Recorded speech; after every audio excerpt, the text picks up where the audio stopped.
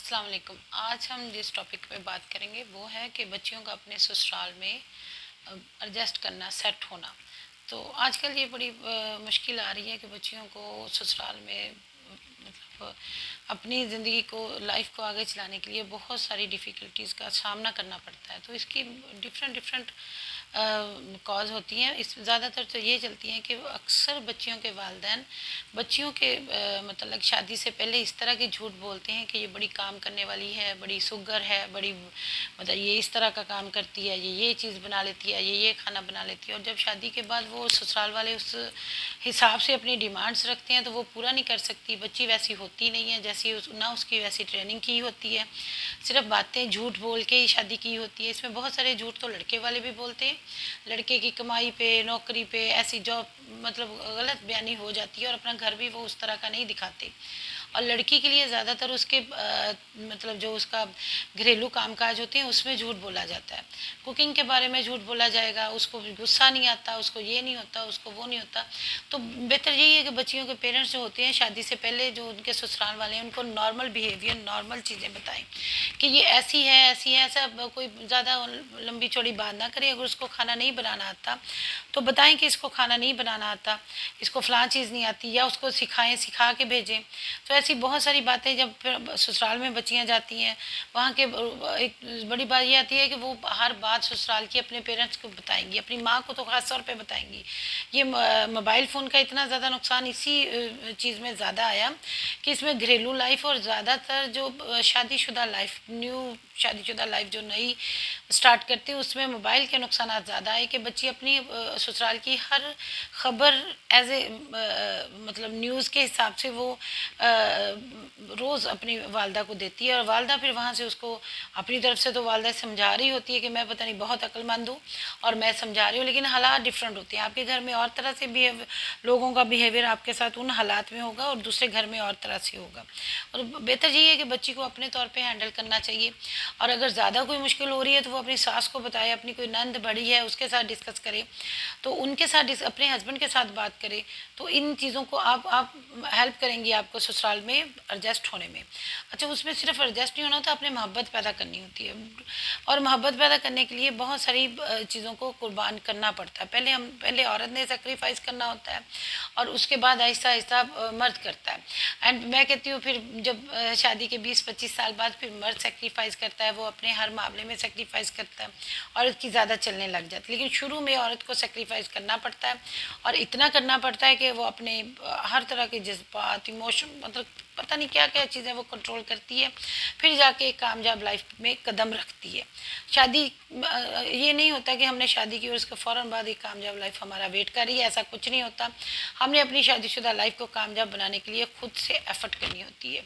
और उसके लिए हमें क्या कुछ करना चाहिए? उसके लिए सबसे पहले तो यही है कि बच्चे अपने बच्चियों की जो वालदेन हैं वो उनकी तरबियत उस लिहाज से करें। आगे वाला घर अगर तो पता है कि इसकी शादी इस घर में होनी है, तो जैसा वो घर है तो वैसे उनके मुताबिक, उनके मिजाज के मुताबिक बच्चे की तरबियत करें। बेहतर यही है कि 2-3 साल का अरसा दिया जाए एंगेजमेंट और शादी में, तो उसमें साल 1.5 साल में बच्ची दूसरे घर के जो जितने भी रस्म व रवाज होते हैं, जो उनकी आदतें होती हैं, बहुत सारे घरों में और तरह की हैबिट्स होती हैं। खाने पीने में भी बहुत डिफरेंस आता है। बहुत सारे लोग घर में एक बंदा अकेला खाता है और बहुत सारे लोग इकट्ठे बैठ के खाते हैं। तो इन चीज़ों को मद्देनज़र रख के पेरेंट्स अपनी बच्ची की तरबियत करें, उसको आगे वाले घर की तरफ सेट होने में मदद करें। उनको ख्वाब मत दिखाएं, बच्चियों को ख्वाब मत दिखाएं। ख्वाब दिखाएंगे तो आपकी बच्चियों को उन ख्वाबों से बाहर आने में मुश्किल होगी, तब फिर ज़िंदगी ज़्यादा आपके लिए भी मुश्किल होगी और दूसरी साइड के लिए भी मुश्किल होगी।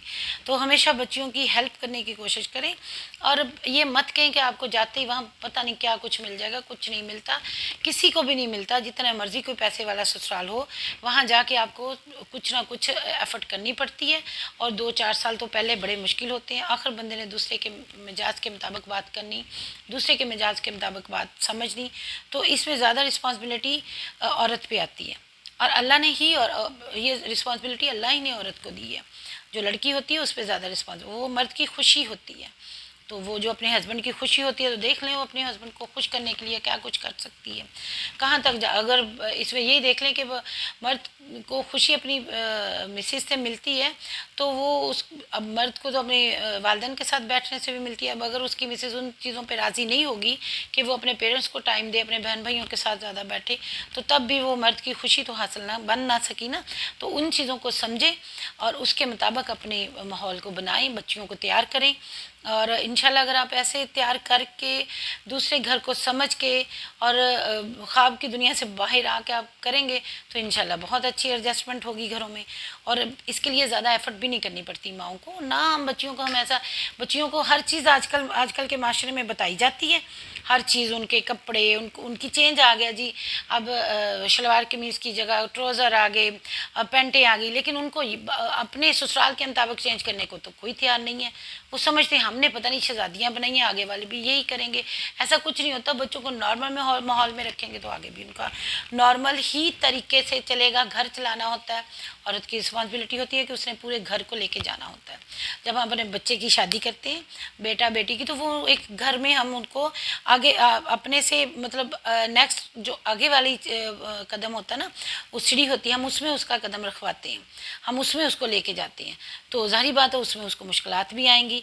अब मुश्किलात को फेस करने के लिए अगर आप अपनी बच्ची को तैयार नहीं करते तो ये तो बड़ी अजीब सी बात है कि आप चाहते हैं कि मेरी बच्ची कामयाब ज़िंदगी गुजारे, लेकिन कामयाबी के लिए आप मेहनत नहीं करना चाहते।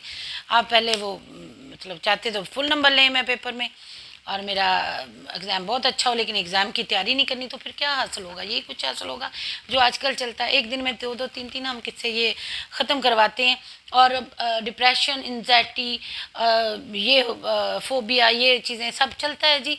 और अगर हम उसकी मतलब कॉज पे जाएं, आहिस्ता आहिस्ता ढूंढे दो तीन विजन, हमें घरेलू वो ऐसी झगड़ा निकलता है जिसको खुद से वो हल कर सकती थी। अगर टाइम पे अच्छे डिसीजन लिए होते तो हम उसको हल कर सकते थे घर में ही, हमारे पास आने की ज़रूरत नहीं थी। लेकिन नहीं, लोग सोचते नहीं करते और अपनी तरफ से वो चीज़ें कर जाते हैं और मसाइल तो फिर आगे बच्चों को भुगतना पड़ते हैं। तो इसलिए हो सके तो अपने बच्चों को, ख़ास तौर पे अपनी बच्चियों को ये ज़रूर सिखाएं कि ससुराल में रहना कैसे हो। ससुराल के पहले साल 2 साल तो बंदे को पता चल जाता है, उसके मुताबिक अपनी बेटी की वहाँ पे एडजस्ट करने की सलाहियत देखें, उसमें पैदा करें, उसको समझाएं, उसको उनके रहन सहन के मुताबिक करें, तो इंशाल्लाह अल्लाह अच्छा रिज़ल्ट देते हैं और अच्छा बंदा मतलब माशरे में अच्छा मुकाम हासिल करता है।